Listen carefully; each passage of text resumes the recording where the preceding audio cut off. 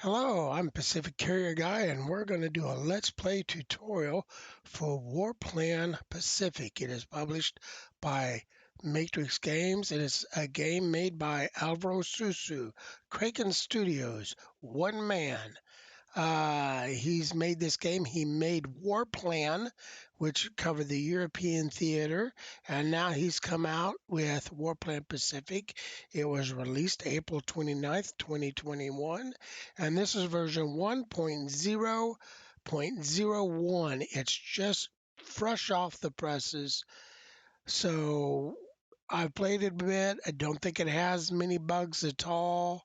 It might need a little bouncing, but overall, I think it's a great game, especially considering that you really can't find that many games that do the Pacific Theater, and the games that do this Pacific Theater, uh, let's just say they're not the best. We're going to click all the buttons. We're going to look at all the menus, and we're going to play a game. I am not part of Matrix Games. I am not any relation to the creator of the game. I'm just a fan. I don't really stream anything. In fact, this is the first thing I've ever streamed. So let's find out. When you open the game, you get this nice little menu. New game, load game, makes a lot of sense. Multiplayer, you play by email using Matrix Games play by email server. You have an editor. The editor is very robust. You can create your entire scenarios. You can take a scenario that comes with the game and change it. I expect a lot of new scenarios to come out. We're going to skip options for a minute because we're going to look at them in a second. Of course, credits, quick graphics. I want to show you this. Graphics, these are all the graphics settings. You can play windowed. You can turn the text just to be white or be colored. Yeah, I've got my resolution set, but you can see that you just about covered. Okay, we'll hit now options. Lots of options, lots of things that this doesn't look like. You can make head nor tails of it, but it's not that easy. It does come with music. I have it turned down because I don't need to listen to music when I play the game. It comes with sound, like the sound of battle. When someone moves their land units, you hear the sound of marching, stuff like that. I have that turned down because I don't care. Map scroll speed. How quick does your map scroll when you turn to the edges? I think it's on default. My attack delay. When you attack someone, the little box will pop up showing you who's taken what damage, who's done what. This turns on how long. Like this would mean it'd be on very short. I like it on a little while. I want to see what happens. AI move and attack delay. We're going to leave these all the way down to start because I want you to see how fast this game can run. Basically, what this does is it turns up how long there's a delay between the AI moving so that you can watch as it moves and as it attacks. I personally like it about, up about a year. Like I said, I want to show you how quick that can that this game can go. And then this game uses counters. We'll see them in a minute. And at the bottom of each counter is numbers representing as attack, it's defense, maybe it's strength. Well, you can change on the counters what's represented. We're going to go more over that in a minute. And we have all these nice little buttons here. Ease of access, tooltips. I got my tooltips on. Autosave on and off. Scroll off. I have my scroll right now off so that my mouse, when it goes to the edge, it will not scroll the screen. I use my arrow keys. I find that a little bit easier. Details on or off. I'm going to show you what that does. Basically, you can tell anytime you select a unit, if you have details on, a little box will pop up showing you the unit details. I have it off, I'll show you why. Battle cam, that just means that when the AI initiates battle, or well, if I initiate battle, it will center my screen on that battle. Unit size, show how big the unit is when you select it, whether it's a division or an army or a corps. Centering, I turn centering on. That means when the AI attacks a place, it's going to center right to that spot. Mini map, I have it on. You'll see a little mini map down here in this corner. Click on hex move circle. Here mouse clicks. Doesn't matter. Unit text, display text or bars. We'll talk about that in a minute. This game comes with, you can use NATO counters, or you can use graphical counters that, okay, it looks like an infantry guy, or it looks like a tank, or it looks like a plane, or you can use mods.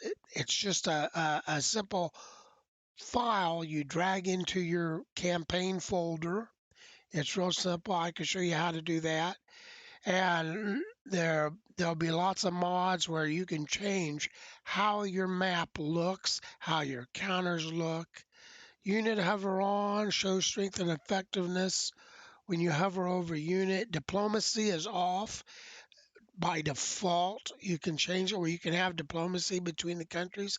This game is designed to be a war game. It's not designed for really for Japan to make peace with China, or Japan to make peace with India. It's designed to be a war game of the Pacific Theater during World War II. You can change how you tell who has control of a certain hex. This is a war game. It uses hexes, and you can have it either by country or by alliance. And then you can reset this panel. Uh, Panel, place hex information panel back to lower left. We'll hit that. That's a panel. I'll show you. It can be moved around. And then, of course, you got default where you can set this on default. We're going to go new game. Okay. You have a bunch of different campaigns. I have actually created a couple. Uh, I have modified existing campaigns to create my own. We're going to go with standard Pacific. We're going to play the Allies. You can play the Japanese. You can play the Allies. You can play Hot Seat, where you play both. Okay. Then you can come down and you set difficulty.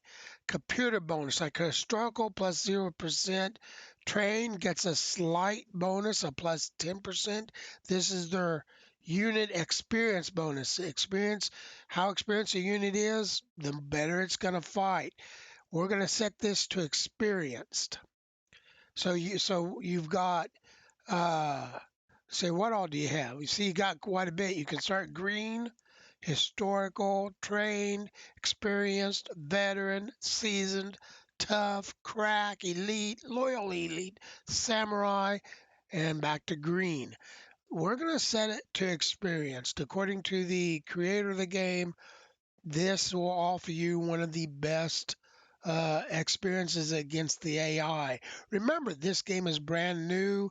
It's going to take some tweaking. It's going to take some bouncing. So I don't expect anything great.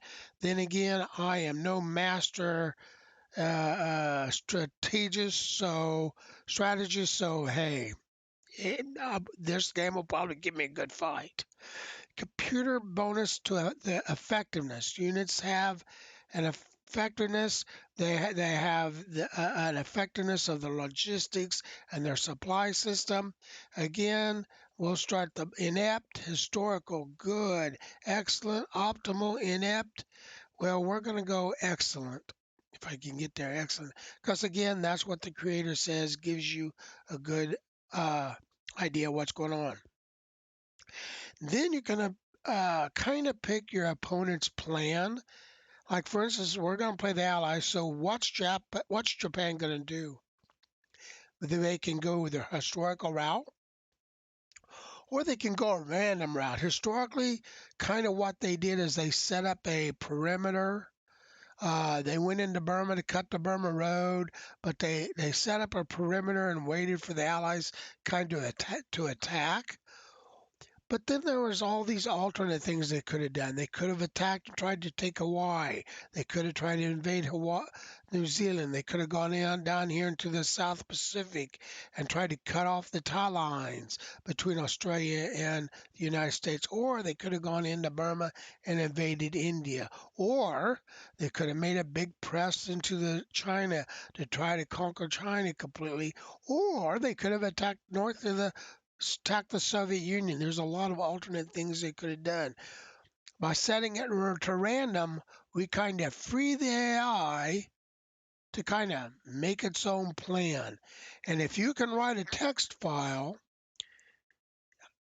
by looking what I've seen of it, you could probably make your own plan up for the AI and just let it follow that plan. But we're going to go start, and it's going to start December 7th. On the Japanese turn, it's going to go real quick, but don't worry. I'm going to show you exactly how we can go back and see exactly what the Japanese did. So I click start here, and the game is starting. And we're in, and we're going to talk about all the map things. And you can see it's going by awfully fast. Can't barely really tell what's going on. Can't really see anything. You see a little bit of movement there. But like I said, you see numbers popping up for battle, but you really can't tell any bit about really the details of anything. And so we're going to see here in a minute how we can go back and find out exactly what the AI just did. As soon as it's done, it's almost done, and it's done. Okay, this is our that little box. Now this can be moved around anywhere on the screen you want it. By default, it's right here in the corner. I sometimes keep it up here, sometimes I keep it down there, and that shows you exactly what is in each hex. For instance, we click this, we could, or well, it's where your cursor hovers. You click that, look at it. That's hex 16369. It's ocean clear, and our reconnaissance of that is medium. Okay, here's a land unit. It's over a hex 16868. I'm gonna mess up this name. Lohane.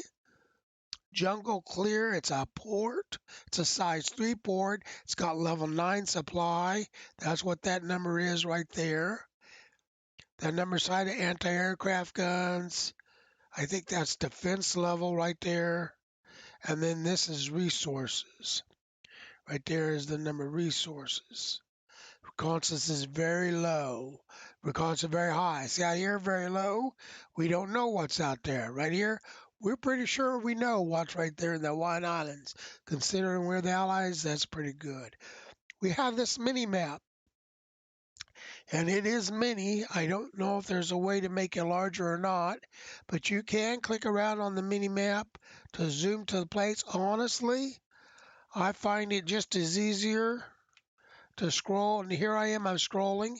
Remember, I got it set at 0.32 speed, and you can use your mouse wheel, zoom in, zoom out, zoom in, zoom out. We're going to talk more about what units we can see on the hex, on the map, I mean, the hexes, and what units we see and what we see here in a minute. First, we'll look at our turn report. Every turn you get a turn report. The game starts off with uh, uh, basic game rules. Now, don't worry. The one great thing is this is easily brought back up so you can read it and take your time reading it. And if you have to go back and look at it again, you can go back and look at it again real easily. And at the end, See, now all that was part of the scenario description, and now we have an actual report of here's what all Japan did. They invaded the Dutch East Indies at two places. They invaded UK. They invaded the Philippines at two places. They invaded USA. They invaded UK. They invaded California. The battleship California. California BB was sunk. Dutch East Indies South Sumatra garrison was shattered. UK's Lark Force was destroyed. USA's UMC garrison unit was destroyed. I bet you that was the one on Wake. India's 8th Mixed Brigade group was shattered. UK's Mixed Brigade group was shattered. I'm going to massacre the names, guys. Fao Ku Chang of the 4th, 5th War Area HQ increases the mobility experience to 3. Generals have different ratings and different things. We'll talk about that. With Kuala Lumpur, Bandar Lumping, and Saigon in Japanese hands, supply to Singapore, Kota Baharu, and Chumpton is cut off for the Allies. They're not getting supplies there. CV Enterprise, CV Lexington, 2 cruiser groups, 1 destroyer group arrive at Pearl Harbor.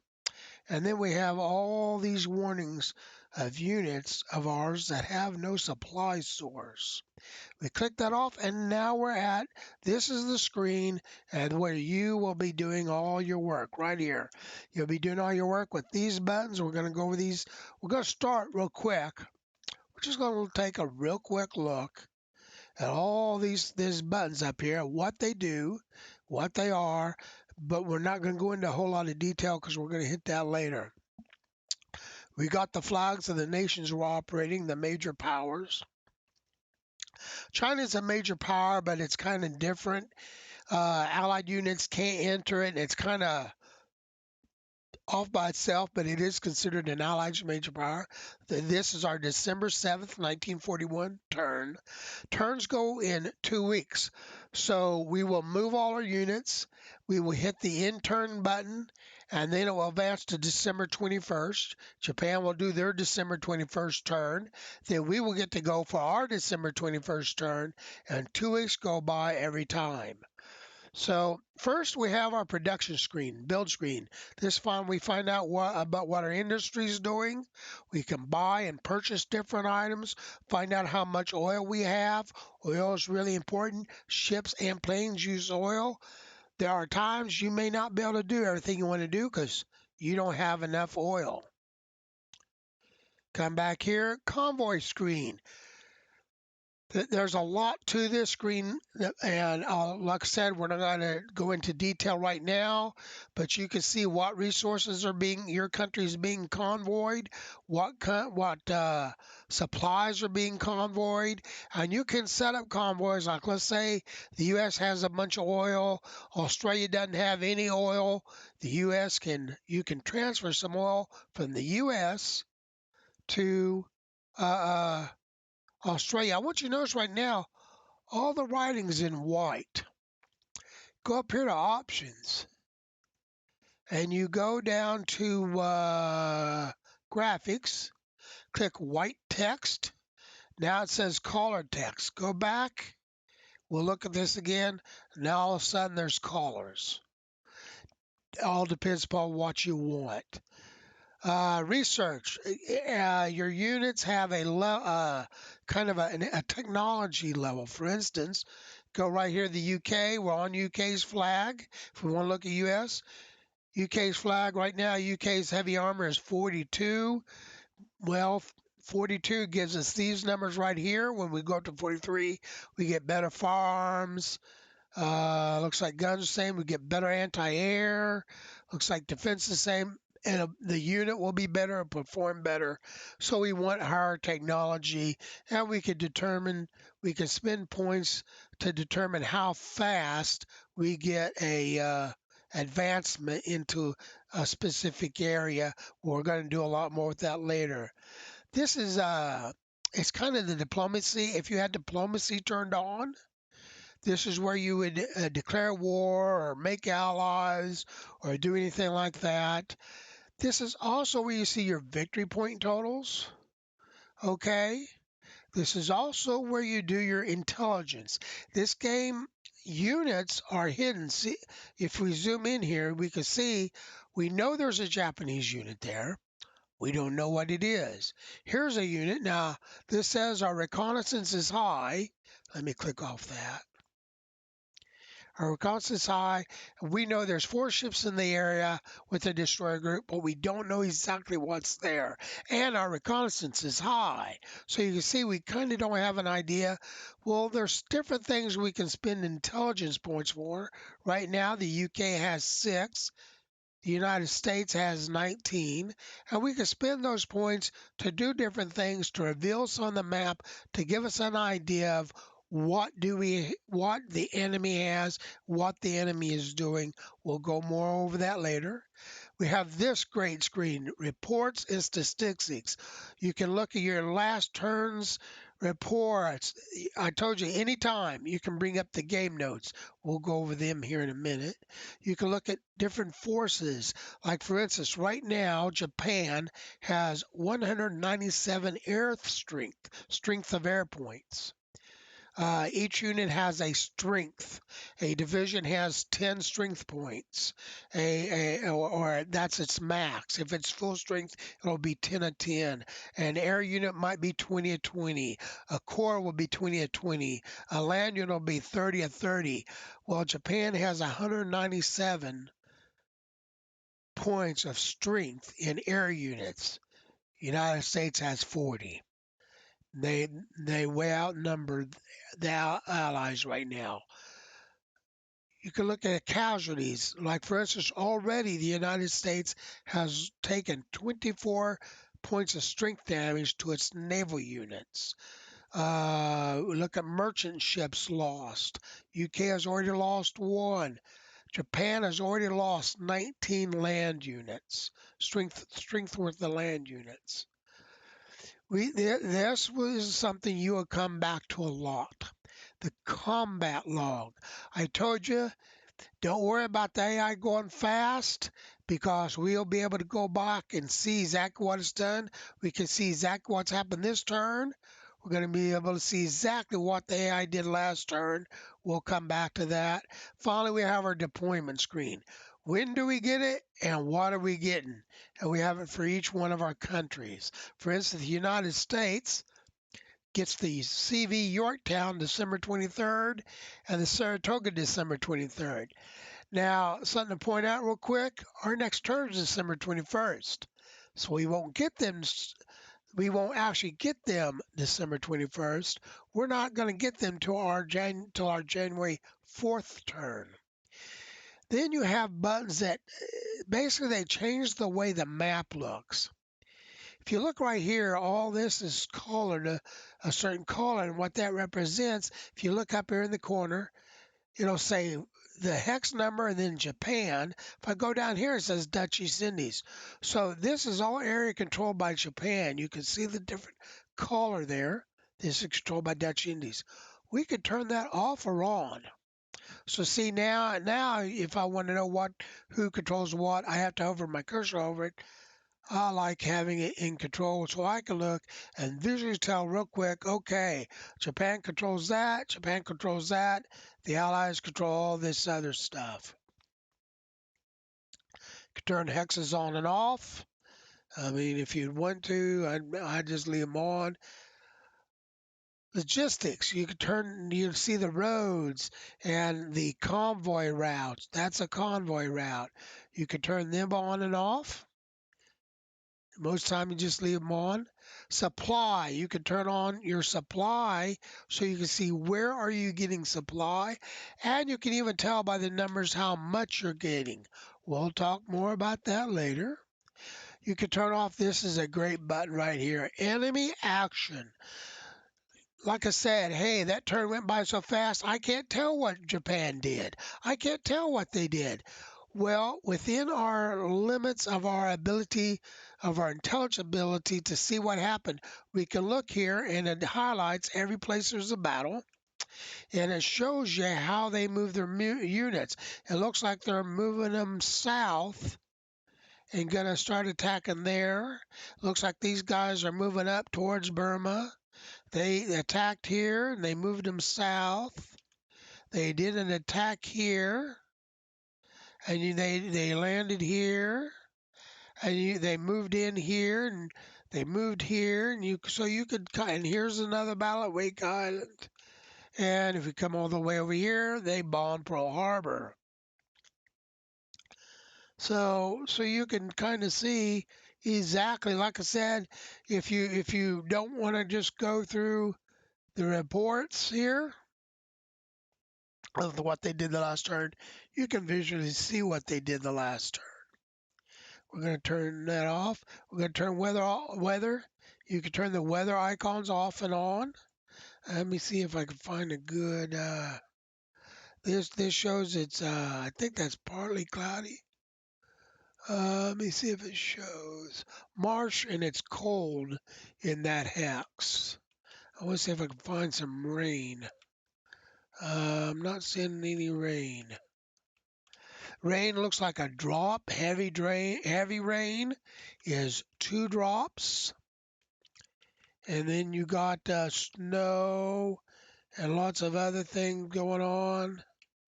But you could turn weather on and off. You could turn your units on and off in case you want to see what's underneath a counter. Most of the time you can hover it over, but like for instance right here, that shows us that it's Changsha, it's the planes, it's got 2 anti-aircraft, 10 resources, but if you want to, you can turn it off and you can look and see that is a strategic resource. Okay. Most of the time you're going to leave your units on. Trade convoys. This uh, this will show you the convoy routes. This will show you actual trade convoys that are going on. For instance, we know Japan has a trade convoy here. If we hovered over it, we could see now it says 0 resources. And then we got this, it says 23 resources are on this convoy route right here. Going all the way down here. Now, if we hover right here, now here it's only 2 resources. Here it's 9, and then they all combined, and we got 23 resources. Okay, this whole route right here has 9 resources. This route right here has 38 resources. This convoy route right here has 62 resources. So you can see this one up here, 23. This one right here only has 1 resource. So you can see our convoy, we can see exactly where all our trade resources are going. That is not supplies. Supplies are kind of hidden, kind of done automatically, and we'll talk about how you attack an opponent's supplies and how you figure out how much supplies someone has and all that good stuff. This is just resources, oil, iron, strategic resources, stuff like that. We're going to turn that off. We're going to turn that off, and then we're going to turn trade convoys off. This will, if you turn this on, this will bring up this little thing. If you do a battle this turn, I don't know if we will do any. I don't think we do any battles this turn as the Allies. But if we do, this will pop up and it'll key step here so you can see exactly what the last battle was. You really don't need it. Like I said, I'll show you what you can do. This shows your victory point hexes. What hexes do you need to control for victory point purposes? Like Quadrilane's a victory hex, Truck is a victory hex, Guam is a victory hex. Got Changsha, uh, Lanchao, uh, Kunming, Rangoon. All these are victory point hexes. They're what you want to control to win the game. You have an undo move. Undo move is awesome. I'm trying. Let's say I move this guy. I move here. I'm like, oh wait, I didn't want to do that. I can hit undo move. It moves him back. It restores him to just the way he was before he moved. Now the issue with that There's something you need to know about this undo move. If you make a move that your opponent intercepts or that you get in combat with or anything like that, you cannot undo that move. So be careful. Next, you can click different units. This will cycle you through every unit that you have to move. Every single unit. And finally, and that's the top buttons. Like I said, we're going to go a lot more into them. We're going to explain what this box is and all that good stuff. We're going to explain what this is. But first, we're going to keep going over here. This will end our turn. It'll pop up. Do you want to end turn or save the game? We do not want to end a turn.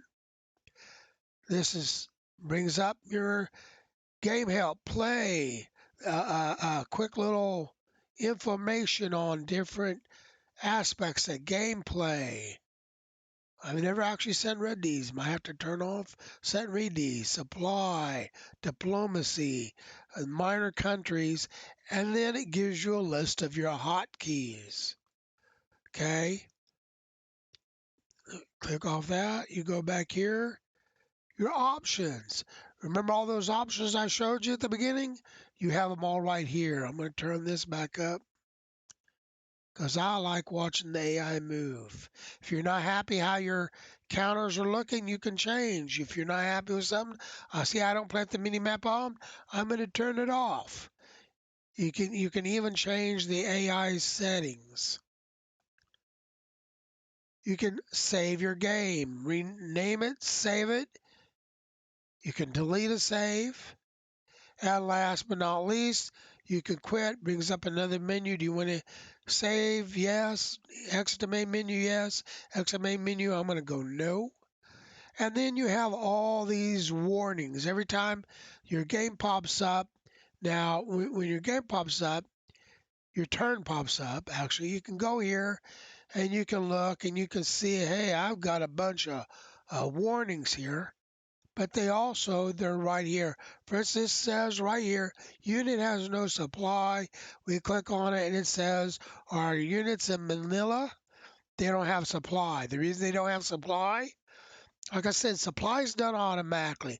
Automatically, what should be happening is Manila's a size 9 port. It means you should have a stockpile of 180 supply. But he's blockading it. And he should have 3 or more units. That's what it takes to blockade a port that's part of a large landmass. We'll talk about this more here in a while. And he's blockading it. So, hey, these units are not getting any kind of supply. And that means they're going to be out of supply. And here's another unit that has no supply.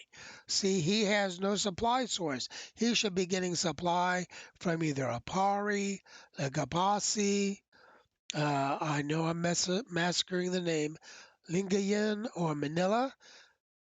Apari's been taken, Legapasi's been taken, Manila's been blockaded, Lingayen has been blockaded, so he doesn't have any supply. This guy didn't have any supply. Here's some unit has no supply source.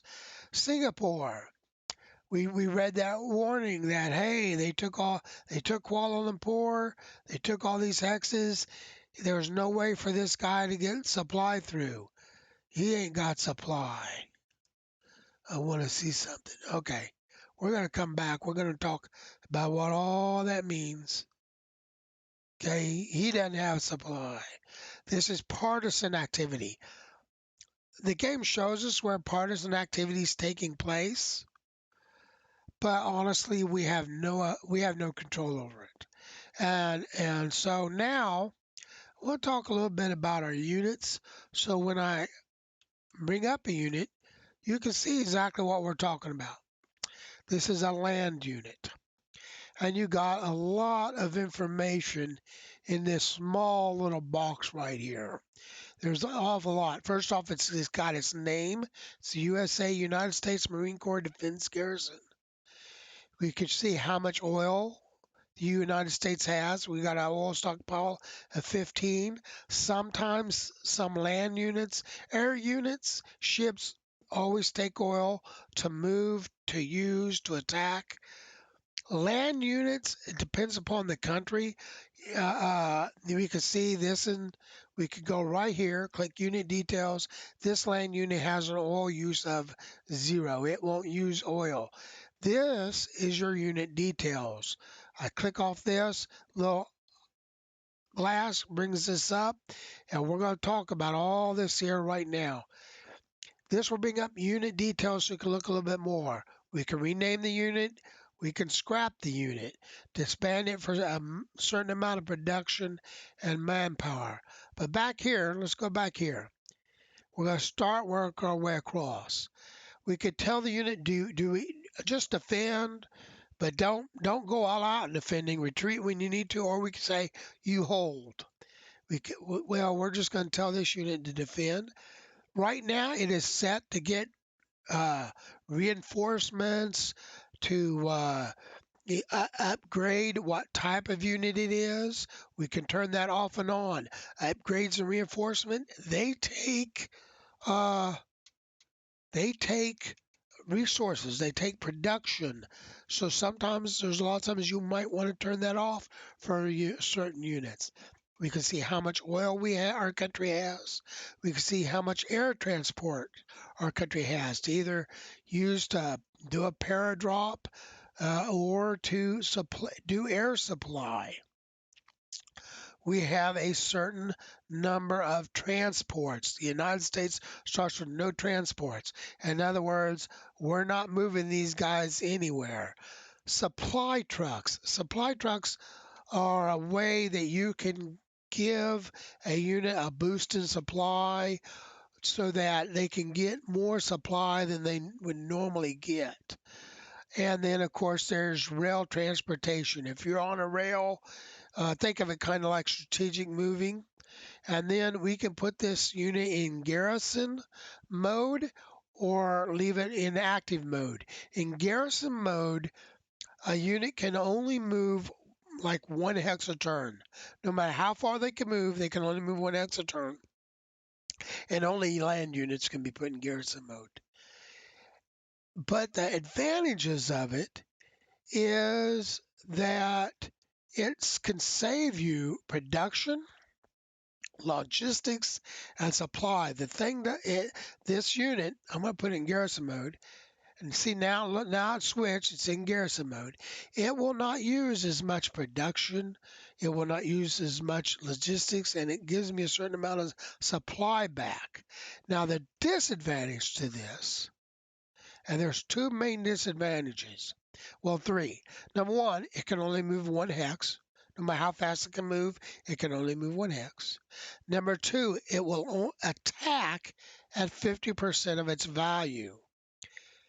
That's obviously not good. It defends at its normal value, but it will only attack at 50% of its value.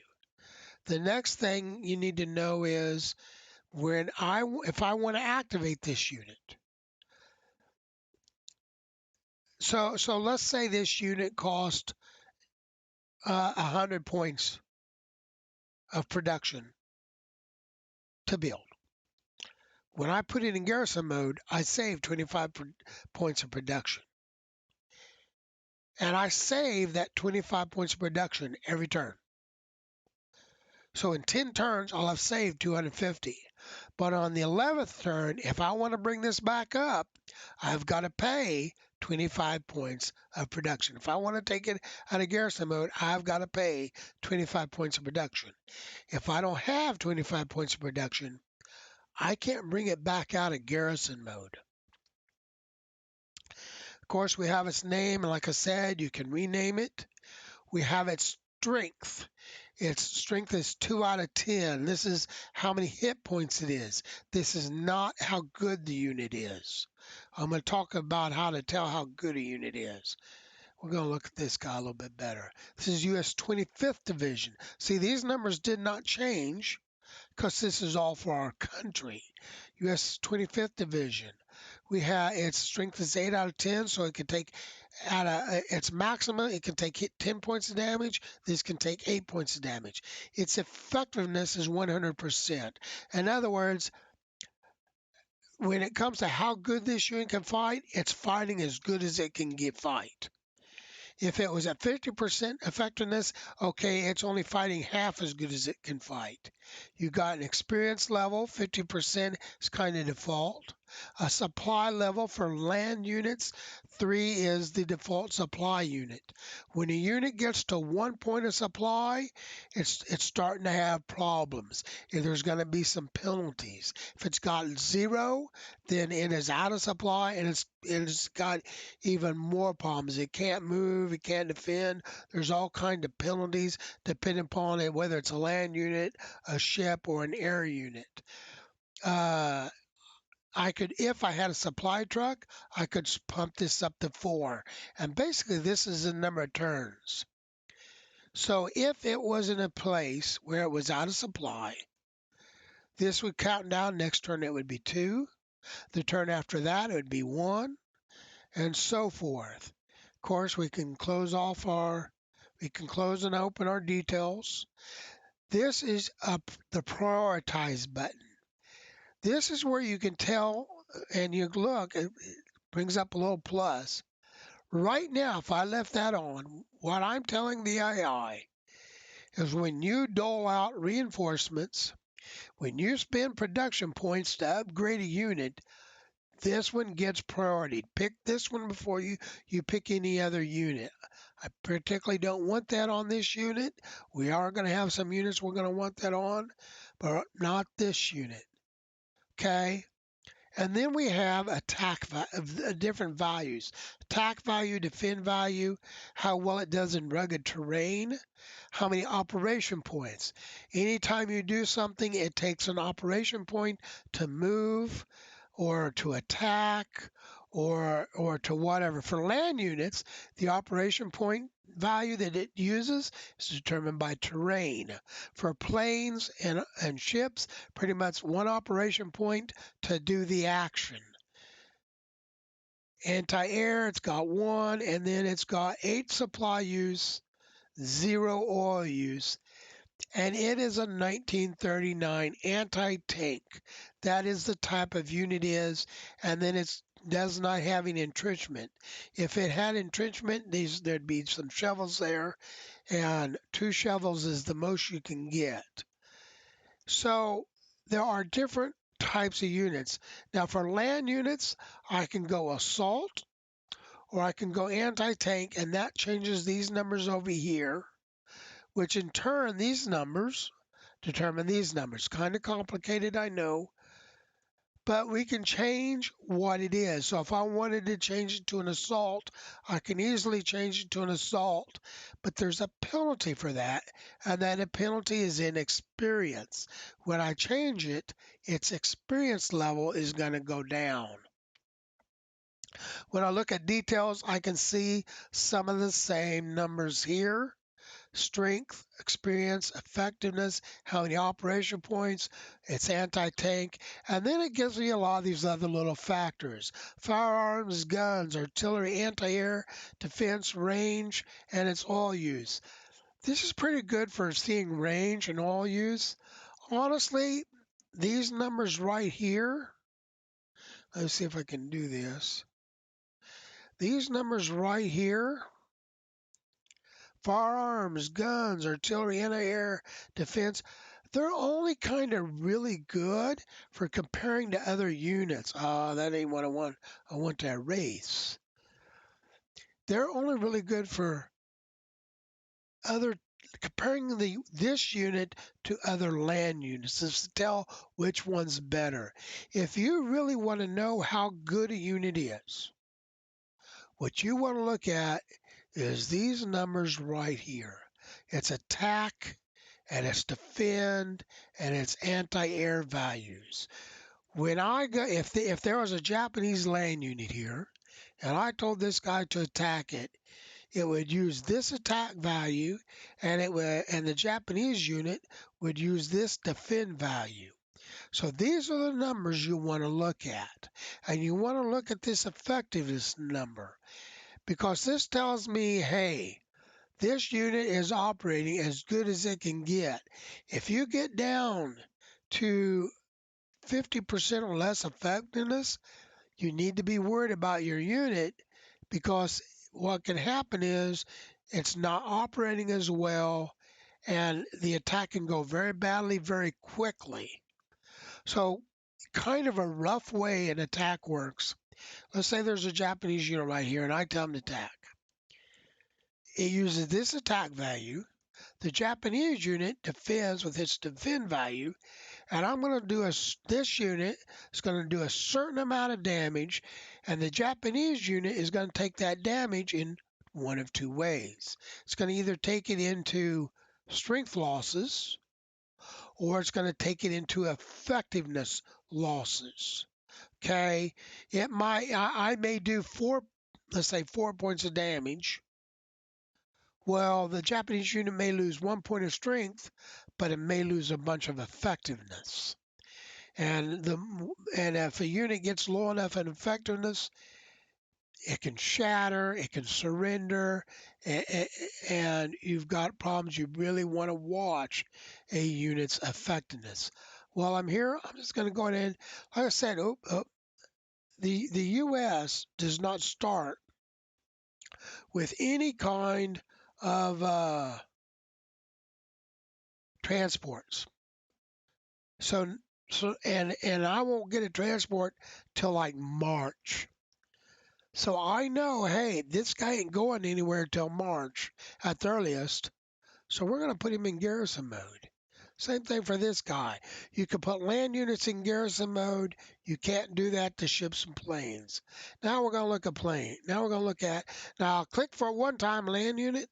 Next time, now I bring up all my ships.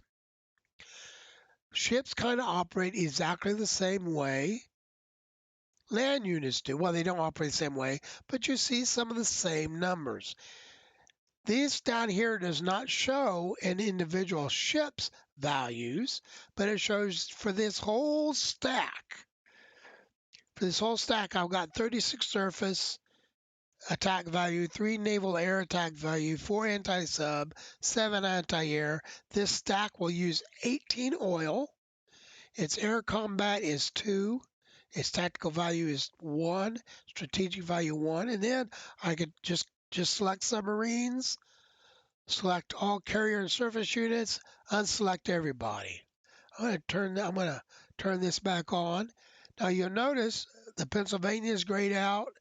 The Oklahoma is grayed out. That means right now they're not selected. They're selected for a very good reason. We'll talk about that in a minute. Again, I've got Enterprise Lexington selected, and we can go over here and see it's got defense of 7, range of 3. That means I can attack a unit 3 hexes away. Because of my air units, I can attack right here, but I'm in port, so I can't attack. The Lexington is just arrived in port. So if you look at the Lexington, it's got 6 air units. 6 strength of air units. They have a 50% experience level. The Lexington itself is 3 of 3. That's average. It's not a lot of strength, and that strength can go away real quick. It's got 100% effectiveness, 66 or 60 experience, and 3 supply. You come down here to Tennessee. Tennessee is a battleship. Or the West Virginia, I'm sorry. West Virginia is a battleship. Battleships have 4 strength. The West Virginia has taken some damage. It's only got 1 of 4. It needs repair quick. The Pennsylvania has 1 of 4, but it has been what's called bottomed. In Pearl Harbor, the ships were sunk right at their moorings. So, and that's kind of what this represents. It's sunk right at its mooring. It has to be fully repaired before I can move it. And then the Nevada has been damaged. Maryland's been damaged. Arizona's been damaged. Then I got a couple of cruisers. And I guess I should have gone over this first. The Lexington, this is not just the carrier Lexington. This is the Lexington plus a couple destroyers. This is the Virginia plus a couple destroyers. This is the Tennessee plus a couple destroyers. Get down here to cruiser. This is 3 or 4 cruisers and some destroyers. And you can even see there it says squadron. The New Orleans squadron has been taking some damage. And then we have some uh, destroyer flotillas, squadrons. They look to be in repair. This is the 11th light cruiser DD squadron, destroyer squadron. It's a little bit lost in effectiveness, but it's doing okay. And we have the swordfish. It is a submarine and it's taken some damage. So you see, we've taken a lot of damage. Go up here, we can tell them, hey, do I want these ships to repair? Or actually just for election, do I want you to repair or upgrade? Obviously, I want them to repair. They're using carrier operations 42. Hey, if I get carrier operations 43, I want to repair. In fact, I want it so much, I set my carriers. I want you guys to prioritize. I want you to get supplies first. I want you to get reinforcements first. When it comes to upgrading, I want the computer to look at you first. I could tell when I move it, I could tell what mode I want the fleet to be in. There's 2 modes. There's fleet mode and raider mode. Fleet mode, I want you actively patrolling, actively looking for enemies to attack. Raider mode, which is what it is in now, I want you hiding from the enemy. If you see an enemy, I want you running away. The only way I want you maybe attack a convoy, maybe attack supplies, but do not go looking for the enemy. Run away from the enemy. And then I have what do I want you to target? This is naval. I want you to attack naval units. I want you to attack land units. I want you to attack air units. And then I want you to attack strategic, attack resources, attack production, factories, things like that. All air units and fleet units have these buttons, and so you have to tell them, you have to tell what mode you want them in to be in. Air units are a little bit different. You also have to tell them what you want them to attack. If I click here, now we're looking at the U.S. Hawaiian Air Force Group. It's a 1947 or 1940 interceptor. I can change it to escort fighters or fighter bombers. And you can see interceptors 41. That's what it's set at. But this says 1940 interceptor. That means it needs to upgrade. I need to upgrade it. We're not going to tell it to prioritize, but you can. You can see it's really weak in strength. It's almost got no effectiveness. Air units under 50%, there's a lot of automatic things they can do. It will not do any of those automatic things. It's got a range of 6. In fact, if it had an air strength of 50% or more effectiveness, and strength and effectiveness are related. But let's say it had 51%, and the Japanese attacked with their airplanes. This being a air superiority unit, it would automatically react and defend the islands. It's got less than 50%. It's not going to do anything. Now again, I could turn its repair and reinforcement off. Now these had mission mode and full support mode. In mission mode, I'll direct it what to do, but when it's not my turn, it means that my land units, cannot call on this unit for support. It also means that there's certain automatic things air units can do. They can do supply interdiction. They could do, if I put this guy in naval, and you now notice right away, this highlights. That meant it's a naval attack. If I wanted to attack that guy, I could. I got 33% effectiveness. This unit will die. I don't want to do that. If I'm in support mode, this guy could stay here. And let's say the Japanese, you weren't here, and a Japanese fleet moves in to range. This guy will automatically intercept them or try to and attack them if I'm in support mode and naval mode. If I'm in not in naval mode, if I'm in land mode, or even if I'm in naval mode and I'm in mission mode, it will not automatically act. So I want to keep it in full support. Now that means I can still use it. I can still direct it. Hey, there's a land unit here. I want you to attack it. I can still do that and keep it in support mode. Now again, I could attack this naval unit, land. If there's a land unit here, I could attack it. If there was an airfield around, I could attack it. And if there was some kind of resource or city that was giving Japan production, I could attack it and still have it in support mode. We're going to talk about all these numbers here at the bottom. I'm about ready out of time. So that is a brief overview of, and really we only covered a half of what we need to cover. But that's a brief overview, just a little bit about what we can do. This is the introduction one. We're going to come back. I'm going to cover more about what we're looking at when we see these numbers at the bottom, the units. And hopefully, maybe we'll even get to play a little bit. Till next time. Oh, I got to do it. I wasn't going to do it, but I got to do it. Like, leave a comment. Go to the Matrix forums, Warplan Pacific. I'm on the forums. You'll see me there. Uh, till next time.